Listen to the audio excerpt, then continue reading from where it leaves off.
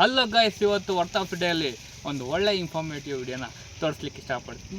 ಅದು ಯಾವುದ್ರ ಬಗ್ಗೆಪ್ಪ ಅಂದಾಗ ಜೀವಾಮೃತ ಪ್ರಿಪ್ರೇಷನ್ ಯಾಕೆ ಮಾಡಬೇಕಂತಂದರೆ ನಮ್ಮ ಗಿಡಗಳಿಗೆ ಒಳ್ಳೆ ಫಲವತ್ತತೆ ನೀಡೋಕ್ಕೆ, ಮತ್ತು ಬಂದುಬಿಟ್ಟು ಒಳ್ಳೆ ಬ್ಯಾಕ್ಟೀರಿಯಾನ ಇನ್ಸೈಡ್ನ ಕಳಿಸಿ ಮತ್ತು ಅದರಿಂದ ರೈಸೋಬಿಯಮ್ನ ಉತ್ಪಾದನೆ ಮಾಡೋಕ್ಕೆ, ಮತ್ತು ಬಂದುಬಿಟ್ಟು ಪೊಟ್ಯಾಷಿಯಮ್ಮು, ನೈಟ್ರೇಟು, ಫಾಸ್ಫೇಟು ಅಂದರೆ NPKನ ಸಂಪೂರ್ಣವಾಗಿ ಕೊಡಲಿಕ್ಕೆ ಈ ಒಂದು ಪ್ರೊಸೀಜರ್ನ ಮಾಡ್ತೀವಿ.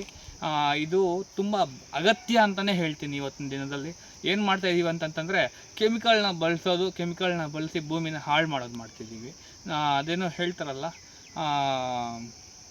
ನಾವು ಸತ್ತರೆ ಮಣ್ಣೆ ಸತ್ತರೆ ಎಲ್ಲಿಗೆ ಅಂತ ನಾಣ್ಣುಡಿಗಳನ್ನ ಹಲವಾರು ಜನಗಳು ಹೇಳ್ತಾ ಬರ್ತಿದ್ದಾರೆ, ಹಿರಿಯರು.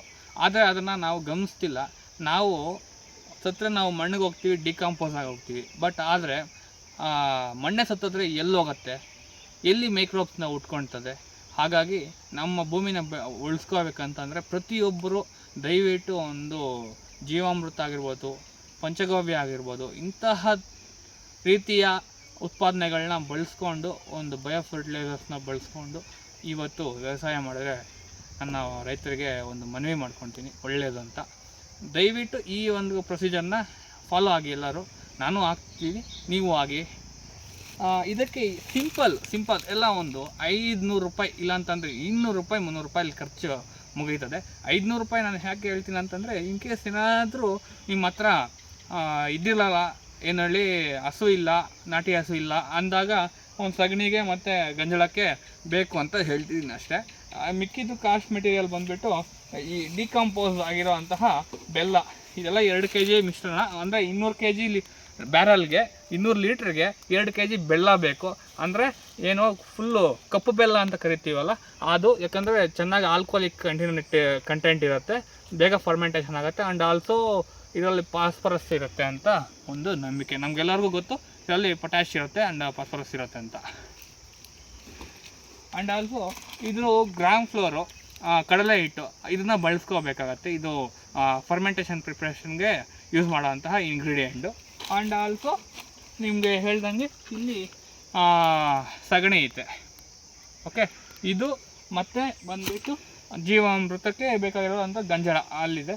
ಸೊ ಒಂದೊಂದಾಗಿ ಅಂದರೆ ಒಂದು 20 ಲೀಟ್ರು 200 ಲೀಟ್ರಿಗೆ 10 kg ಅಷ್ಟು ಸಗಣಿ ಬೇಕು.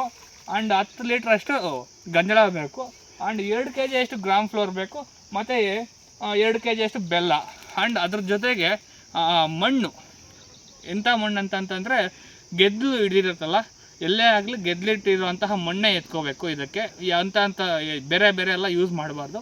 ಹಾಗಾಗಿ ಮಣ್ಣು ಎಂಥದ್ದು ಇರಬೇಕಂತಂದರೆ ಉತ್ತು ಮಣ್ಣು ಅಂತ ಕರಿತೀವಲ್ಲ, ಹುತ್ತು ಕಟ್ಕೊಂಡಿರುತ್ತೆ, ಗೆದ್ದಲು ಕಟ್ಟಿರೋಂತಹ ಮಣ್ಣನ್ನು ಎತ್ಕೊಂಡ್ಬಂದು ಇದರಲ್ಲಿ ಒಂದಷ್ಟು ಹಾಕಿದ್ರೆ ಚೆನ್ನಾಗಿ ಫರ್ಮೆಂಟೇಷನ್ ಆಗುತ್ತೆ. ಇದು ಒಂದು 7 ರಿಂದ 8 ದಿನಕ್ಕೆ ರೆಡಿ ಆಗುವಂತಹ ಒಂದು ಮೆಟೀರಿಯಲ್ ಅಂತ ಹೇಳ್ತೀನಿ. ಸೊ ಈ ಪ್ರಾಡಕ್ಟ್ ರೆಡಿ ಮಾಡ್ಕೋಬೇಕಂತಂದರೆ ತುಂಬ ಈಸಿ, ತುಂಬ ಕಮ್ಮಿ ಖರ್ಚು. ಎಲ್ಲ 300 ರೂಪಾಯಿ ಆಗುತ್ತೆ. ನನಗೆ ಈ ಬೆಲ್ಲ ಬಂದುಬಿಟ್ಟು ಬರೀ 110 ರೂಪಾಯಿಗೆ ಸಿಕ್ತು, 55 ರೂಪಾಯಿ kg ಸಿಕ್ತು. ಮತ್ತು ಈ ಕಡಲೆ ಹಿಟ್ಟು ಸ್ವಲ್ಪ ಚೆನ್ನಾಗಿರೋದೇ ತೊಗೊಂಡ್ಬಂದೆ ಅಂಗಡಿಯಲ್ಲಿ. ಸೊ ಇದೆಲ್ಲ ಬರೀ ನಮಗೆ ಬಿದ್ದಿದ್ದು 180 ರೂಪಾಯಿ ಬಿತ್ತು 2 kgಗೆ. ಅಂದರೆ 90 ರೂಪೀಸ್ ಬಿತ್ತು 1 kg. ಇಷ್ಟೇ, 300 ರೂಪಾಯಿ ಎಲ್ಲ ಕೆಲಸ ಮುಗ್ತದೆ. ನೀಟಾಗಿ ಮಾಡ್ಕೊಳ್ಳಿ, ಚೆನ್ನಾಗೇ ನಿಮ್ಮ ಭೂಮಿನ ಉಳಿಸ್ಕೊಳ್ಳಿ ಅಂತ ಹೇಳಿ ಈ ಒಂದು ಪ್ರೊಸೀಜರ್ನ ಇವಾಗ ನೋಡೋಣ ಯಾವ ಥರ ಮಾಡ್ತೀವಿ ಅಂತ. ಫಸ್ಟು ಈ ಸಗಣಿನ 10 kg ಸಗಣಿನ ಈ ಬ್ಯಾರಲ್ಗೆ 200 ಲೀಟ್ರ್ ಬ್ಯಾರಲ್ಗೆ ಹಾಕಿದ್ದೀನಿ ಈಗ. ಮತ್ತು ಕಡಲೆ ಹಿಟ್ಟನ್ನ 1/2 kg ಇವಾಗ ಒಂದು ಸಲ ಹಾಕಿದೆ.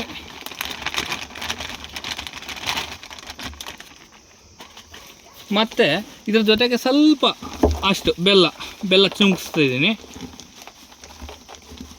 ಇದೇನಿದು ಮುದ್ದೆ ಬೆಲ್ಲ ಅಂತ ಕರೀತಾರೆ.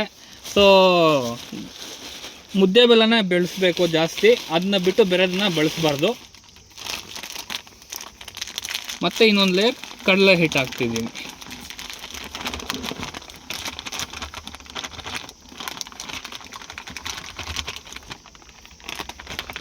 ಇದೆಲ್ಲ ಯಾಕೆ ಆಗಬೇಕಂತಂದರೆ ಫರ್ಮೆಂಟೇಷನ್ಗೆ ಚೆನ್ನಾಗಿ ಹೆಲ್ಪ್ ಆಗುತ್ತೆ.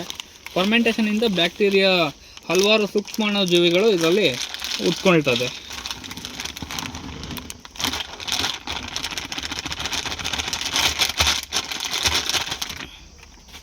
ಈಗ ಸ್ವಲ್ಪ ಒಂಚೂರು ಬೆಲ್ಲ ಈ ಥರ ಲೇಯರ್ ಬೈ ಲೇಯರ್.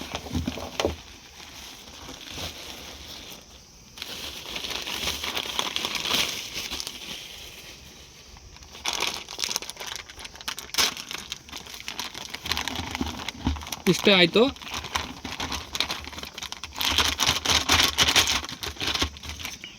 ಈಗ ಪೂರ್ತಿ ಬೆಲ್ಲನ ಹಾಕ್ಬಿಟ್ಟೆ. ಸಿಂಪಲ್ ವಿಧಾನ, ಎಲ್ಲರೂ ಮಾಡ್ಕೊಳ್ಬೋದು ಮತ್ತು ತುಂಬ ಎಫೆಕ್ಟಿವ್ ಆಗಿ ಕೆಲಸ ಮಾಡುತ್ತೆ. ಇದು ಒಂದೇ ಸಲ ರಿಸಲ್ಟ್ ಕೊಡಲ್ಲ, ಡೇ ಬೈ ಡೇ ಇದು ತುಂಬ ಚೆನ್ನಾಗಿ ರಿಸಲ್ಟ್ ಕೊಡುತ್ತೆ.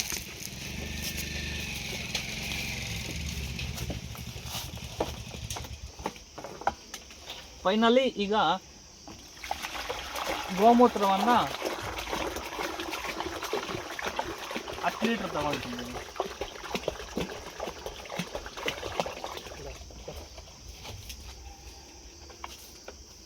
ಹತ್ತು ಲೀಟರ್ ಗೋಮೂತ್ರವನ್ನು ಇದರಲ್ಲಿ ಹಾಕ್ತಿದ್ದೀನಿ.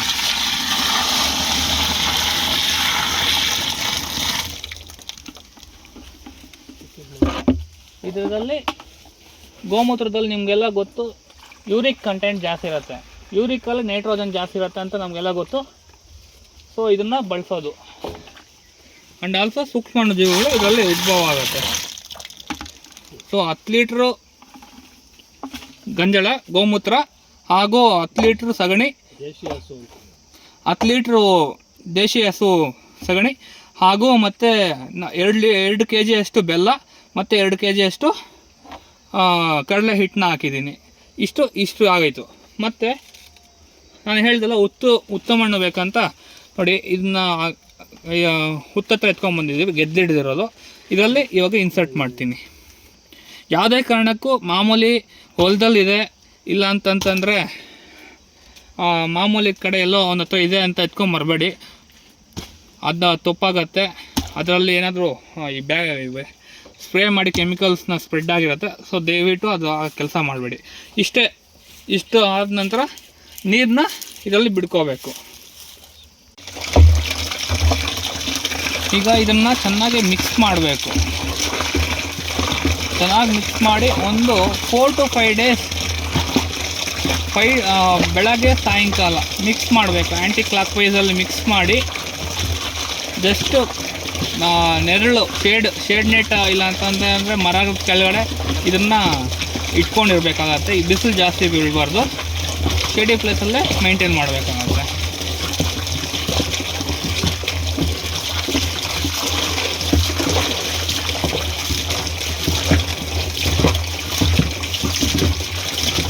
ಈ ಥರ ತುಂಬ 200 ಲೀಟ್ರಿಗೆ ಪ್ರಿಪ್ರೇಷನ್ ಮಾಡಿಕೊಂಡ್ರೆ ಹತ್ತತ್ರ 1 ಎಕರೆಗೆ ಅಷ್ಟು 1 ಬ್ಯಾರಲ್ನ ಬಿಡ್ಬೋದು. ಇಲ್ಲ ನೀವು ಅರ್ಧ ಎಕರೆ ಮಾಡ್ಕೊತೀವಿ ಅಂತಂದ್ರೂ ಏನು ತೊಂದರೆ ಆಗಲ್ಲ.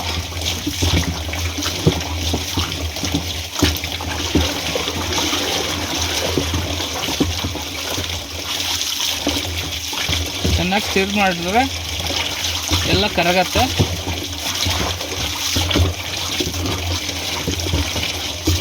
ಒಂದು 7-8 ಡೇಸ್ಗೆ ಪ್ರಿಪೇರ್ ಆಗುತ್ತೆ. ಬಟ್ ನಾವು ಎಷ್ಟು ಫರ್ಮೆಂಟೇಷನ್ ಮಾಡಿದ್ರೆ ಅಷ್ಟು ಚೆನ್ನಾಗಿ ರಿಸಲ್ಟ್ ಇರುತ್ತೆ ಇದರಲ್ಲಿ.